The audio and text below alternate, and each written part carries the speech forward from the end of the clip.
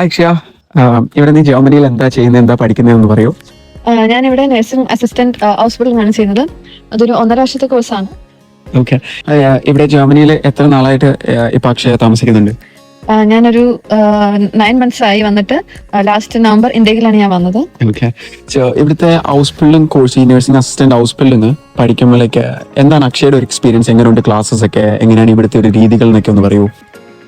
നമുക്കിപ്പം ക്ലാസ്സസും ഡ്യൂട്ടീസും ഓൾട്ടർനേറ്റീവ് ആയിട്ടാണ് വരുന്നത്. ഇപ്പോൾ ക്ലാസ് ഒരു 1 month ആണെങ്കിൽ അത് കഴിഞ്ഞാൽ പിന്നെ ഡ്യൂട്ടീസ് ആയിരിക്കും.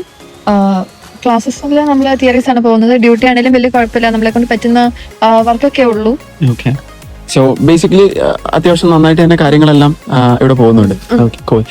ഇവിടെ നമ്മുടെ ആൽഫാർക്കും ആയിട്ടുള്ള അക്ഷയന്റെ ഒരു പ്രോസസിങ് എക്സ്പീരിയൻസ് എങ്ങനെയായിരുന്നു? ലൈക്ക് അത് ഡോക്യുമെന്റേഷന്റെ സമയത്താണെങ്കിലും അതുപോലെ തന്നെ പോസ്റ്റ് ലാൻഡിംഗ് സർവീസസ് ഒക്കെ എങ്ങനെ ഉണ്ടായിരുന്നു?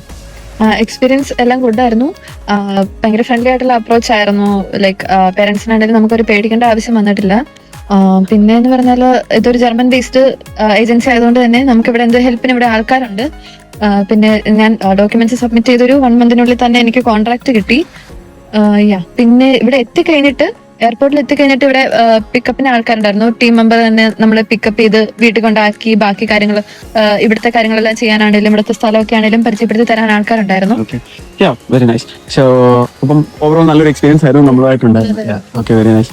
ഇവിടെ ജർമ്മനിയിൽ ഒരു ഹൗസ് ബിൽഡിംഗ് സ്റ്റുഡന്റ് ആയിട്ട് പഠിക്കുമ്പോൾ നിങ്ങൾക്ക് കിട്ടുന്ന സ്റ്റൈപ്പൻഡിനകത്തുനിന്ന് നിങ്ങളുടെ ചിലവെല്ലാം കഴിഞ്ഞിട്ട് നിങ്ങൾക്ക് എത്ര രൂപ സേവ് ചെയ്യാൻ പറ്റും, അല്ലെങ്കിൽ എന്തെങ്കിലുമൊക്കെ സേവിങ്സ് ചെയ്യാൻ പറ്റുന്നുണ്ടോ? ലൈക്ക് അത് അക്ഷയുടെ ഒരു എക്സ്പീരിയൻസ് എങ്ങനെയാണ്? നമുക്ക് സേവ് ചെയ്യാൻ പറ്റും. ലൈക്ക് നമ്മുടെ പേഴ്സണൽ എക്സ്പെൻസസ് എല്ലാം കഴിഞ്ഞ്, എല്ലാ എക്സ്പെൻസസും കഴിഞ്ഞ് നമുക്കൊരു ഡീസെന്റ് എമൗണ്ട് നമുക്ക് എന്തായാലും സേവ് ചെയ്യാൻ പറ്റുന്നത്. Very nice. സോ പുതിയതായിട്ട് ജർമ്മനിക്ക് വരാൻ പോകുന്ന ഹൗസ് ബിൽഡിംഗ് സ്റ്റുഡൻസിനോട് അക്ഷയുടെ എക്സ്പീരിയൻസ് എന്ന് അക്ഷയ്ക്ക് എന്താണ് പറയാനുള്ളത്?